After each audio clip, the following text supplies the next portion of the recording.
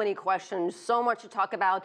Saladin Ambar joins me via Skype from Ohio. He's an associate professor of political science at Rutgers University.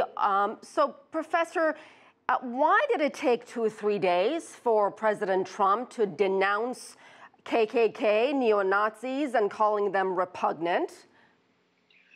Well, thanks for having me. Well, I think we can only assume that Donald Trump, like an impressionistic artist, his first strokes are the telling ones. They're the ones that portray where he wants to go with his painting. And in this instance, he telegraphed what his intent was, which was to give comfort to those who have these obnoxious and hateful beliefs. He didn't respond forcefully initially because one would have to assume he doesn't disagree passionately, if at all, with what they had to say and share. And only in the aftermath of resounding criticism, including from members of his own party, did he decide to backtrack and rethink that initial lack of a response. We've learned that this will now be investigated by the Justice Department, which has opened a civil rights investigation.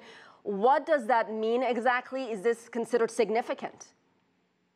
Well, it ought not to be significant, frankly. It ought to be seen as an obvious first step in pursuing justice for the individual, Heather Heyer, who was murdered, apparently, and those who were wounded. But unfortunately, in the Sessions Justice Department, this kind of act is somewhat surprising. And we can only hope and be prayerful that the result will be a thorough investigation, one that does not give comfort to those who would seek to perform these kinds of heinous acts in public or in private, for that matter.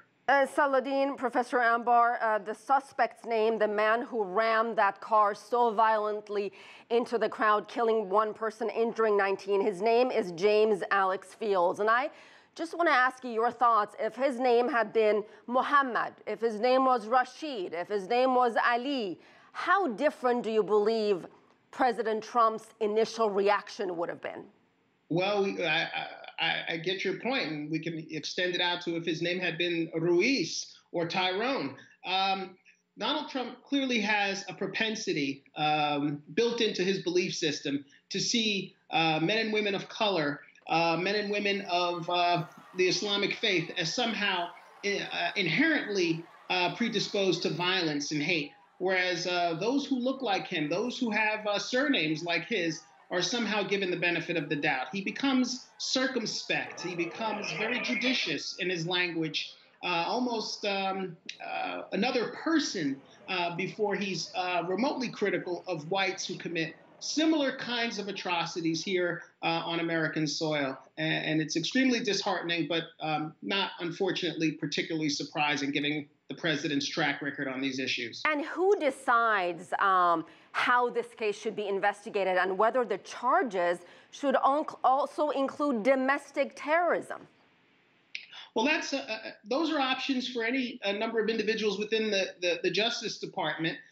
There are the possibilities of going out upon the route of pursuing hate crimes or looking at hate crime legislation as an avenue, the violation of civil rights as a possible avenue, or simply pursuing this as some other kind of terrorist attack, which again is a term that the president has been reluctant to use. So there are options, and one can only hope that the Justice Department pursues the one that is most likely to yield true justice in this instance. All right, we'll leave it there. Professor Saladin Ambar, we certainly appreciate it. Thank you.